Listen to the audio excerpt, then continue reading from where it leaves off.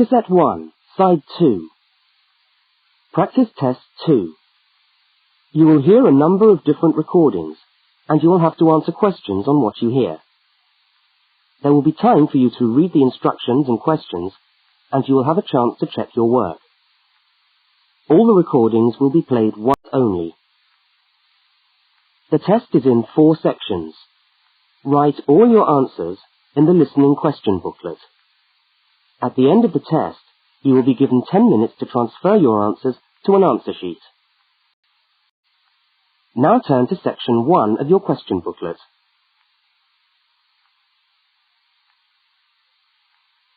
Section 1. In this section, you will hear 2 overseas students, Kate and Lukey, being interviewed by a university counsellor.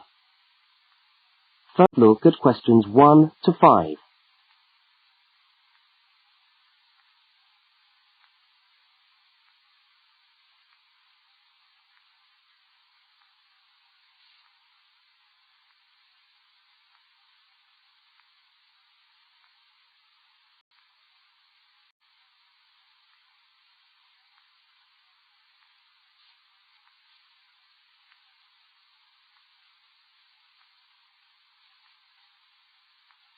You will see that there is an example which has been done for you. On this occasion only, the conversation relating to the example will be made first.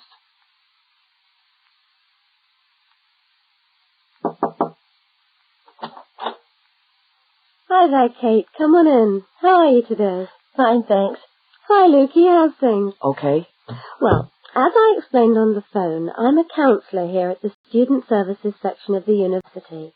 And I'm interviewing overseas students to help me draw up a guide for new students. So I'd be grateful if you could tell me a little about your time since you've been here in Cambridge. Right. Good idea. Now, Kate, let's start with you. Okay. This is your 2nd semester, isn't it? Could you tell us something about your first impressions of the town when you arrived? Yeah. Well, first of all, I was struck by how quiet it is here in the evening. Kate's first impression of the town is that it is quiet in the evening. So, quiet is the answer. Now we shall begin. You should answer the questions as you listen, because you will not hear the recording a second time. Now listen to the first interview with Kate and complete the notes by filling in the numbered spaces 1 to 5.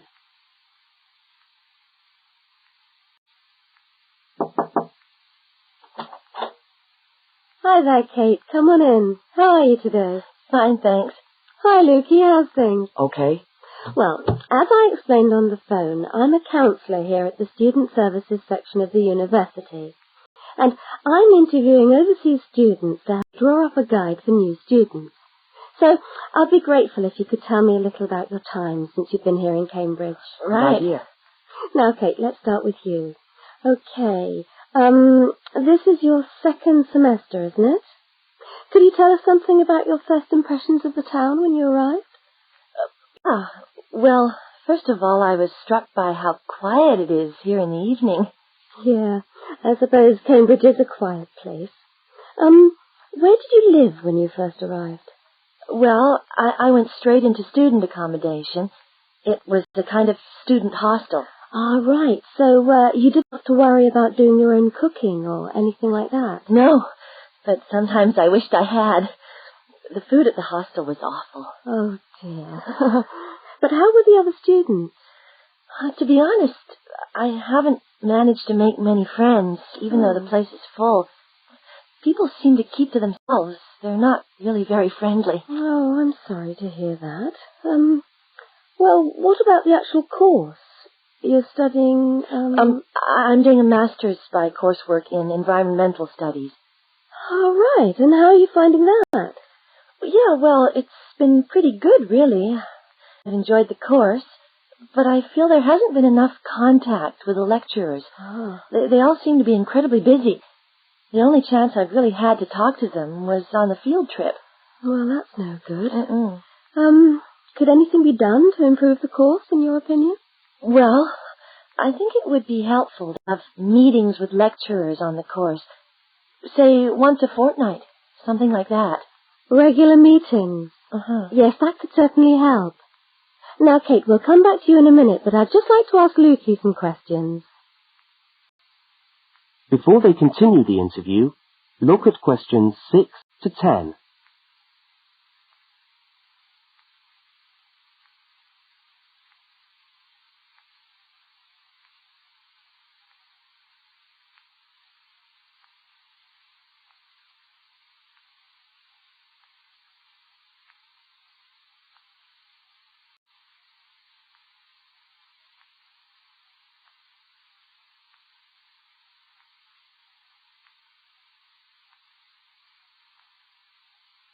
As you listen to the rest of the interview, complete the notes. Lukey, where are you from? I am from Indonesia. And how did you find Cambridge when you first arrived? Well, I like it here. I think the city is very beautiful. What about your accommodation? Was that okay? Yes, okay. At first, I stayed with a family for 3 months. They were very kind to me, but they had 3 young children and I found it difficult to study. Right, I see. So after 3 months, I moved out, and now I live with 2 other students in a student house. It's much cheaper and we like it there. Good. And, what about your studies? What are you studying? I'm doing a Bachelor of Computing. Computing, I see. Apart from the language difficulties, if you can separate them, how have you found the course? Okay, but... Yes, go on. Well, the main difficulty for me is getting time on the computers in the computer room. It's always busy and this makes it very hard to do my practical work. Yes, I'm sure it would. Can you reserve time in the computer room? No, you can't. But it would certainly help if we could reserve computer time. Yes, I'll look into that and see if something can't be done to improve things over there. Now, let's go back to Kate. That is the end of section 1. You now have half a minute to check your answers.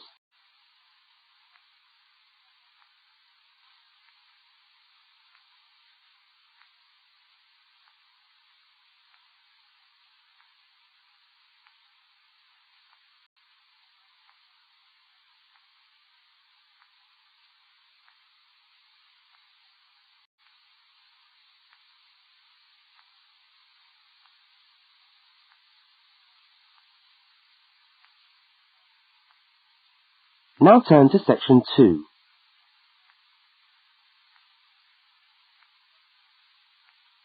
Section 2. You are going to hear a radio talk about buying a bicycle. First, you have some time to look at questions 11 to 20.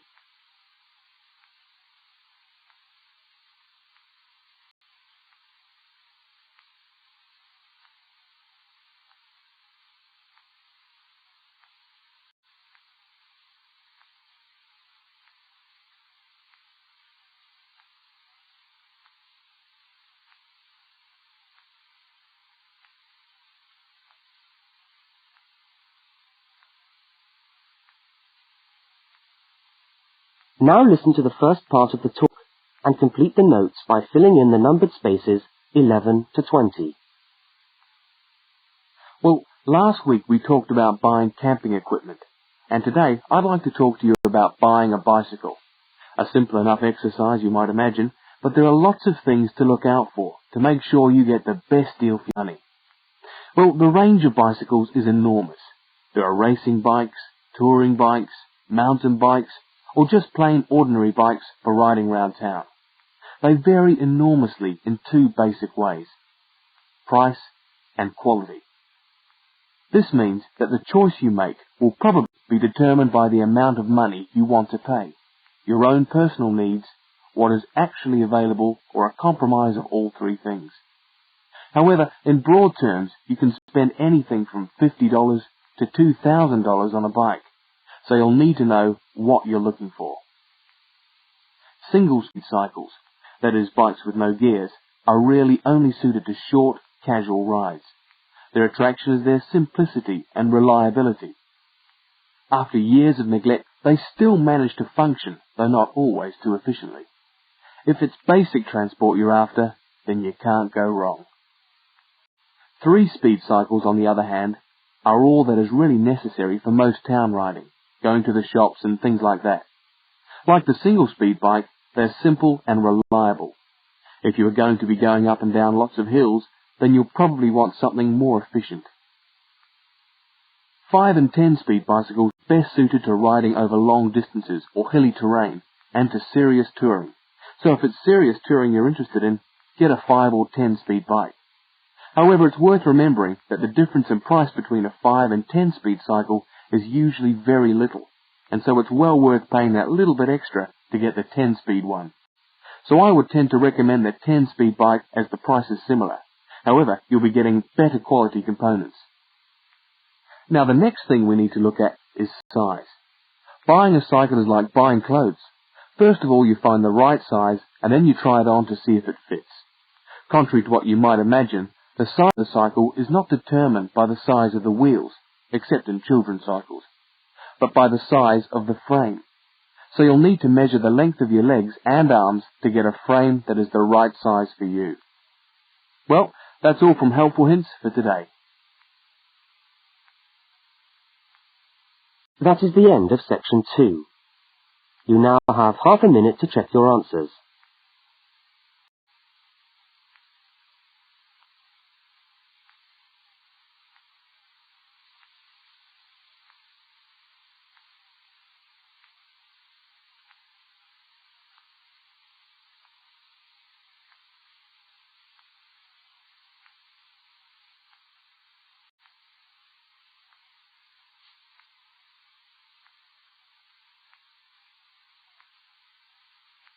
Now turn to section 3.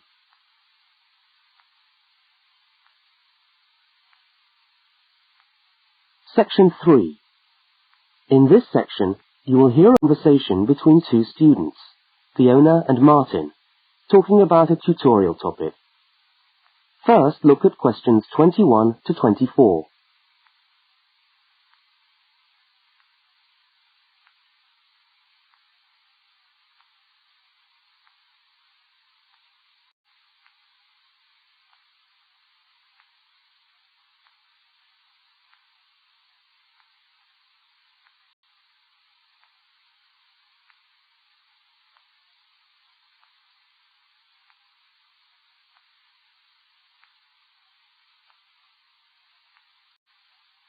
Now listen and answer questions 21 to 24.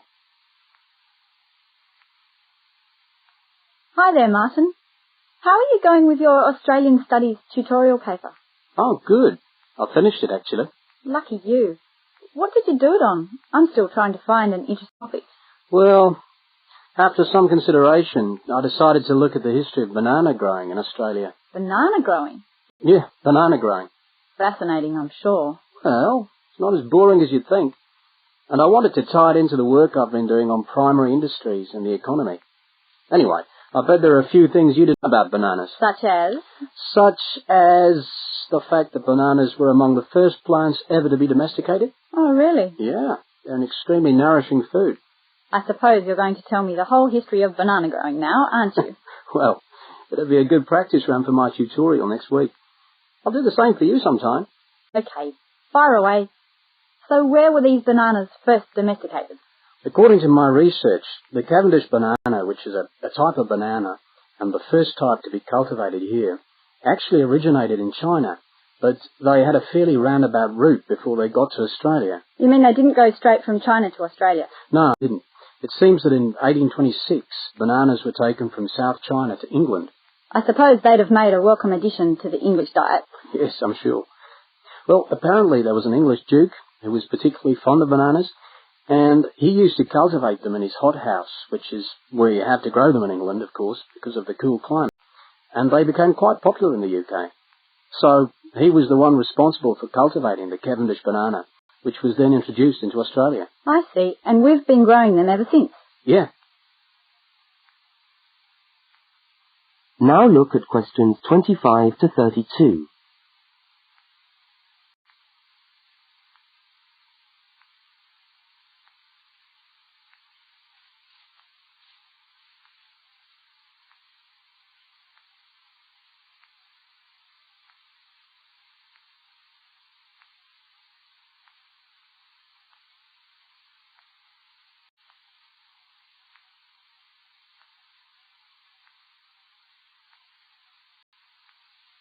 As the conversation continues, complete Martin's notes.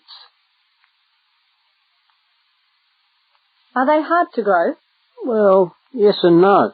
To grow them in your garden, no, not really. But to grow them commercially, you need to know what you're doing. You see, you only get one bunch of bananas per tree, and it can take up to 3 years for a tree to bear fruit if you don't do anything special to it. But this period is greatly reduced with modern growing methods, particularly in plantations where you have perfect tropical conditions. Right. So what are you looking at? 1 year? 2 years? No, around 15 months in good conditions for a tree to produce a bunch of bananas. And once you've got your bunch, you cut the bunch and the plant down. So how do the trees reproduce then? Well, bananas are normally grown from suckers, which spring up around the parent plant, usually just above the plant. They tend to like to grow uphill, or at least that's the common wisdom. So that's why banana plantations are usually on hillsides, is it? Yeah, they grow best like that. That's interesting. If you plant them in rich soil and give them plenty of water at the beginning of summer, then they should be well advanced by the beginning of winter, when growth virtually stops. But a country like England, they're hard to grow. Although you can grow them in a hothouse. But in Australia, it's not difficult. No, though even here, the growers put plastic bags around the bunches to protect them and keep them warm. If you go up to the banana growing districts, you'll see all these banana trees with plastic bags on them. But how do they stop the bananas going bad before they reach the shops? Well, the banana bunches are picked well before the fruit's ripe. Once you cut the bunch, the bananas stop growing, but they do continue to ripen. The interesting thing is that once one banana ripens, it gives off a gas which then helps all the others to ripen. So they pretty much all ripen within a few hours of each other. Amazing. So do we export lots of bananas overseas to Europe and Asia, for instance? Well, oddly enough, no. I believe New Zealand takes a small proportion of the crop, but otherwise, well, they're mostly grown for the domestic market, which is surprising when you think about it, because we grow an enormous number of bananas each year. Yes, well, thank you for all that information. I'm sure the tutorial paper will go really well. You certainly seem to have done your research on the subject. Let's hope so. That is the end of section 3. You now have half a minute to check your answers.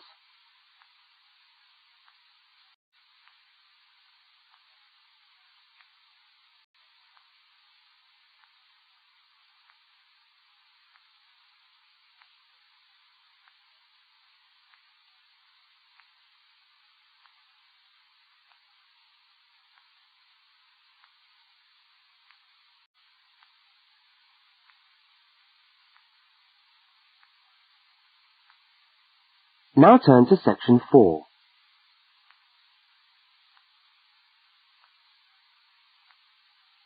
Section 4. You are going to hear part of a public lecture for new students. First, look at questions 33 to 35.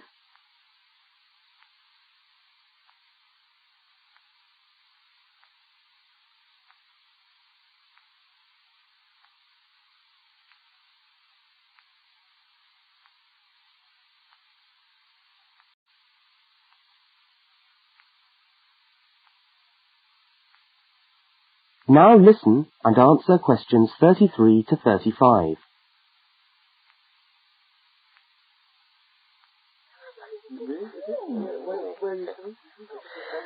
Good morning everyone, and welcome to our regular lecture on health issues. This series of lectures is organised by the Students' Union and is part of the Union's attempt to help you, the students of this university, to stay healthy while coping with study and social life at the same time. So, it's a great pleasure to welcome back Ms. Diane Greenbaum, who is a professional dietitian and who has been kind enough to give up her time in what I know is a very hectic schedule to come along and talk to us today. Thank you. Thank you very much, John. May I say it's a pleasure to be back. Now, stresses at university, being away from home and having to look after yourselves, learning your way around the campus, all contribute to making it quite hard sometimes to ensure that your diet is adequate. So, today, I'm going to talk about ways of making sure that you eat well, while at the same time staying within your budget.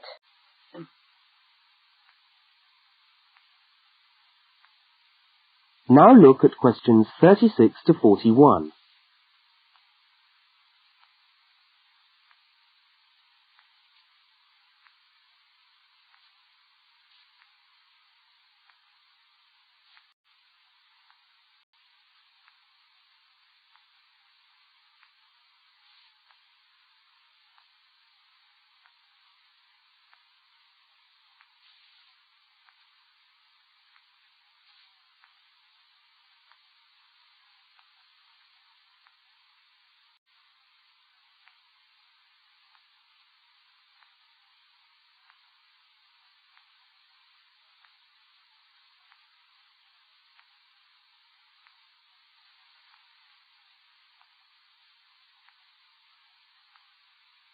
As you listen to the second part of the lecture, complete the notes and diagram in the spaces provided.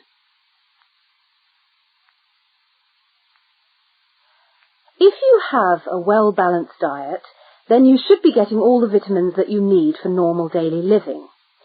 However, sometimes we think we're eating the right foods, but vitamins are escaping, perhaps as a result of cooking, and anyway, we're not getting the full benefit of them. Now, if you lack vitamins in any way, the solution isn't to rush off and take vitamin pills, though they can sometimes help. No, it's far better to look at your diet and how you prepare your food. So, what are vitamins?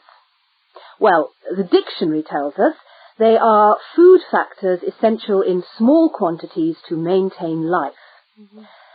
Now, there are fat-soluble vitamins which can be stored for quite some time by the body, and there are water-soluble vitamins which are removed more rapidly from the body.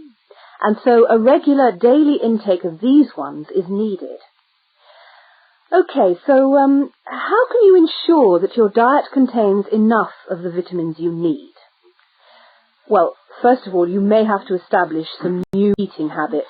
No more chips at the uni canteen, I'm afraid. Now, firstly, you must eat a variety of foods. Then you need to ensure that you eat at least 4 servings of fruit and vegetables daily. Now, you'll need to shop 2 or 3 times a week to make sure that they're fresh, and store your vegetables in the fridge or in a cool, dark place. Now, let's just refresh our memories by looking at the healthy diet pyramid. Okay, can you all see that? Good. Well, now, as you see, we've got 3 levels to our pyramid. At the top, in the smallest area, are the things which we should really be trying to avoid as much as possible. Things like, sugar, salt, butter, all that sort of thing. Next, on the middle of our pyramid, we find the things that we can eat in moderation. Not too much, though. And that's where we find milk, lean meat, fish, nuts, eggs. And then at the bottom of the pyramid are the things that you can eat lots of, because they're the things that are really good for you. Here we have bread, vegetables, and fruit. So, don't lose sight of your healthy diet pyramid when you do your shopping.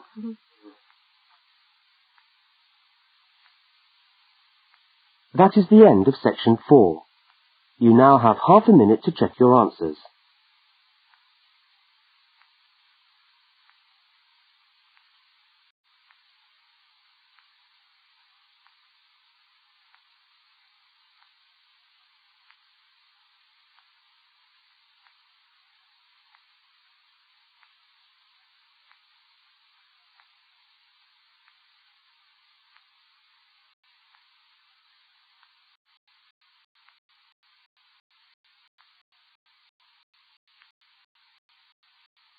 That is the end of the listening test. You now have